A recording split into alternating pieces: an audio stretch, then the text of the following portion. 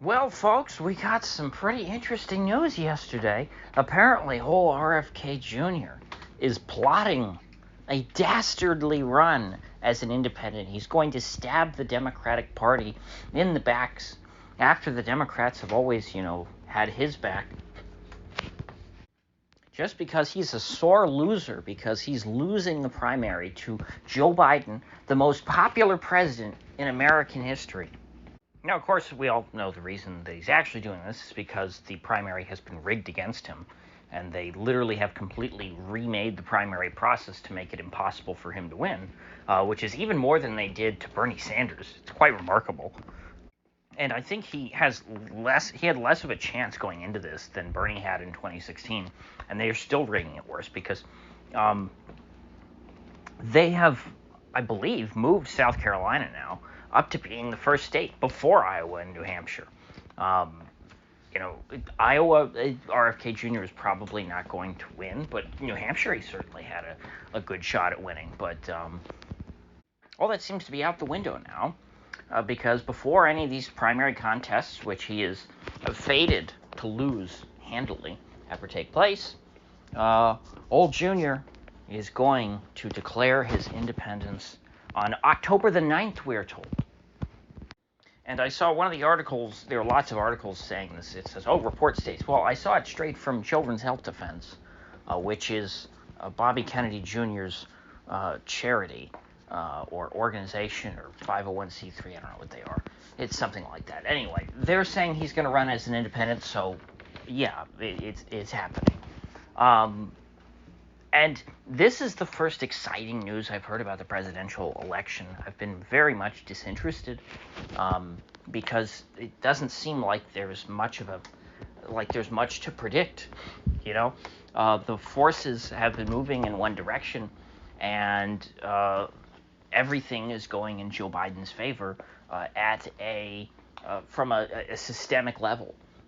It's kind of we're in an environment in which it's not politically impossible for someone other than Joe Biden to win. It's just been practically impossible because, Trump, the clear Republican nominee, is either going to be in prison or kicked off the ballot in certain states. And so if only one candidate was going to be on the ballot in all 50 states, yeah, it's probably going to be that guy, especially when he seems to be, immune from prosecution, and everyone is behind him.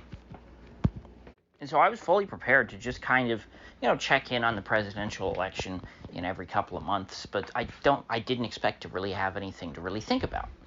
The results were in, essentially. But now with RFK Jr. running as an independent, do I think he can win? No, I don't think he's going to win. But he injects a new variable into the race, which is now not only do they have to kick Trump off the ballot in all these states, they're going to have to kick RFK Jr. off because assuming he, let's say, best case scenario for ballot access, he is able to convince the Libertarian Party to nominate him, even though he's not a Libertarian. He's a Kennedy. Well, let's just say that the Libertarian Party decided to nominate him because they have ballot access. They have, I believe, the best ballot access of the third parties. I think they're on the ballot in more states than the Green Party. And the one thing that the Libertarian Party organization has been able to accomplish in its history, the only thing, has been they're really practiced at ballot access, and they have fought a lot of legal fights for ballot access. They have a very strong infrastructure of people on the ground in all 50 states to try and help them get ballot access. And so that's kind of what the Libertarian Party, what their value is in American politics, because they've never been elected to anything. What they are is they're sort of like a pressure release valve. If you have on short notice, you need to put someone on the ballot in all 50 states, or at least in 48 states or 49 states, something like that. But certainly all the states that matter. You can do that. You can use them that way. So I assume if RFK Jr. is going to make a serious run at this, that's what he would have to do. It might not be ideal, It might have been, I'm sure if he had planned this from the beginning, he probably would have wanted to get on the ballot in all 50 states himself with his own organization as a true independent. But anyway, what I mean to get at with all this is that there's a possibility that RFK Jr. may be able to get on the ballot in states in which Trump is not on the ballot, particularly the swing states that I've highlighted, where I think Trump is in danger of being wiped off the ballot by those state governments: Michigan, Pennsylvania, Arizona, Georgia. Those would be the four I'd really watch. I think there's a good chance that like Nevada and Wisconsin will keep Trump on the ballot. And then certainly most of your blue states are just going to strip Trump off the ballot. And so what RFK Jr. will provide, along with Cornel West, is an alternative to Joe Biden in states where the main alternative to Joe Biden, Trump, is not an option, because they don't let you have Trump as an option. And again, Trump has not been stripped off the ballot anywhere yet, but it's something that I very much anticipate is coming in the next year, that these attempts will be made. And if they're going to make the attempts anywhere, they need to do it in states that matter. If Trump was literally only stripped off the ballot in New York and California, wouldn't really matter for this election cycle. It might be setting a precedent for the future, but I think they really care most of all about getting Trump this time. So in a case in which Trump is not on the ballot, in, let's say, Michigan, all the people who would have voted Trump, I would think a lot of them would not vote at all. They might write him in, but a lot of them, perhaps, especially if, let's say, Trump formed some kind of alliance, although this would be politically very, very dangerous. I don't know if any of them would actually agree to this, but if he formed some kind of alliance, let's say RFK Jr. was able to win a state, any state, that Trump was not on the ballot in, because he was the alternative to Biden, and Biden's not popular in that state, and so the entire anti-Biden vote was able to be allocated to RFK Jr. RFK Jr. wins that state, or RFK Jr. and Cornel West, combination of the two. And let's say that RFK Jr. ends up being the biggest vote getter. RFK Jr. will then have electoral college votes that do not go to Biden. And he could deny Biden 270. Now, it's been a long time since, I think, 1824 maybe, or 1828, in which the Electoral College has gone to a second ballot. I don't even remember what happens in that case. And because I'm thinking through all this out loud, I didn't have the foresight ahead of time to go and look that up before, because, it's not like I script any of this. I'm just thinking through the ramifications in my head. So maybe if the answer is something interesting, that will be a topic for another day. Now, the other question. All in all, if you just take a clean race, where there's a three-man race, a state where it's three-man, and you pit Biden, RFK Jr., and Trump all against each other, who is that going to hurt more? Is RFK Jr. going to pull more from Biden or more from Trump? Honestly, at this point, I think that RFK Jr. pulls more from Trump than Biden. Because RFK Jr. Appeals very much to people on the right. They see him as like, oh, he's a good Democrat. There's not a lot of Democrats, I don't think, who are having a tough time choosing between like RFK and Biden. I think that the people in the Democratic Party who support RFK Jr. probably are not interested in voting for Biden to begin with. They're probably registered Democrats, but they might not vote vote Democrat if Biden is the nominee. Now, that doesn't mean those people would have voted for Trump. They might have just stayed home. But when it comes to Trump, I think that RFK Jr. directly competes with Trump for voters, because they have a lot of the same issues. And it's not so much a matter of, do you agree more with RFK Jr.'s positions or Trump's positions? On things where they have the same position, it's kind of, who do you trust more? And I could see people who would be willing to to put their faith, essentially, in RFK Jr. Over Donald Trump. And the other thing is, Trump is Mr. Vaccine. He is the most pro-vax president in American history. And I'm basically paraphrasing him. He feels that he does not get nearly enough credit for the vaccine.